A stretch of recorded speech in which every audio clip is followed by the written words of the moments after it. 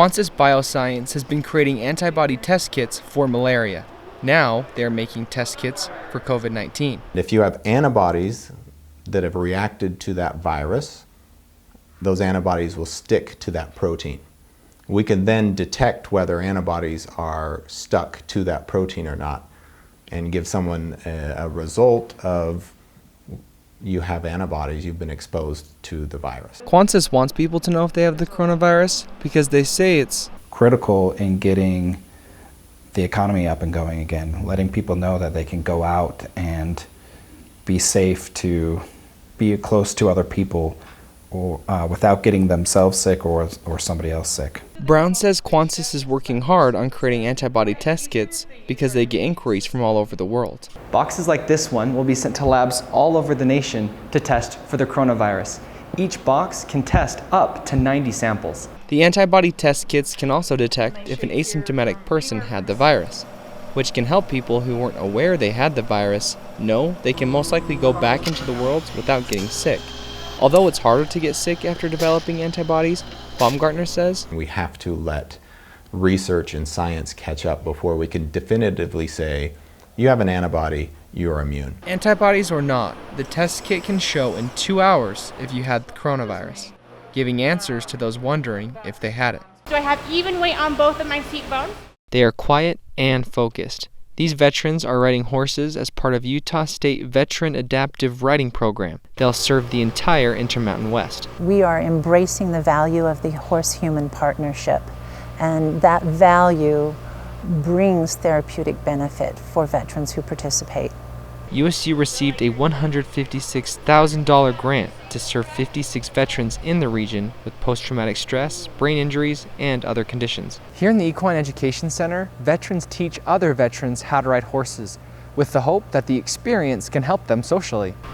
Good.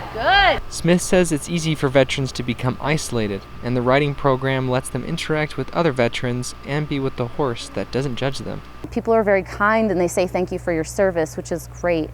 But sometimes you want to go a little bit deeper than that and you want to connect more. And so I think this program offers a way to connect with other veterans and with the horses.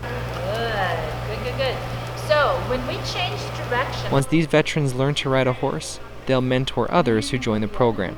I love being in old barns, especially when the wind's blowing through the cracks and you're in there writing about it or thinking about it or photographing it. Lisa Duskin-Gady creates barn guidebooks to bring tourists and encourage barn owners to preserve their buildings. I think I was attracted to the whole idea of tracking down the stories of these old buildings. Lisa called, or maybe it's been a year ago, and wanted to know if she could go over and take a picture of the granary.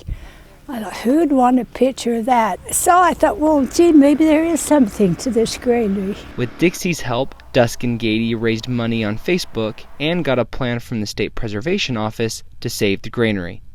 Volunteers worked today to put these beams up to support the side of this building, but the real work can't begin until they get more funding. Some farmers can't afford to maintain their old barns, so they have to tear them down or burn them. The Bear River Heritage Office puts up half the money to preserve a barn. The owner pays the rest. If you want to see this granary, you can find it on Mount Sterling Road, the last left before Sardine Canyon.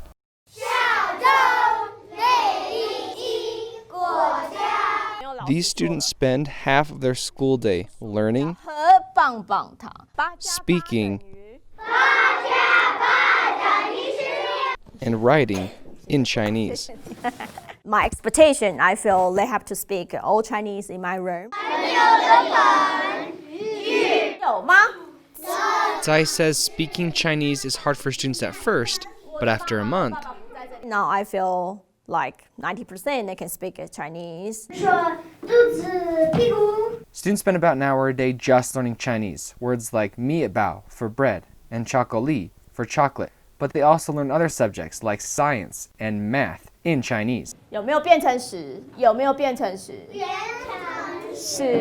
Tsai says the benefits of learning Chinese creates tolerance for other cultures and helps to establish their, the perspective and the perception. One third grader who has been in the language program for a few years says learning a language in school would make it easy if you went to that place with the same language. Parents are asked not to teach Chinese at home, but they do get the chance to hear their kids speak at parent-teacher conference. And as a parent, it was really cool to see.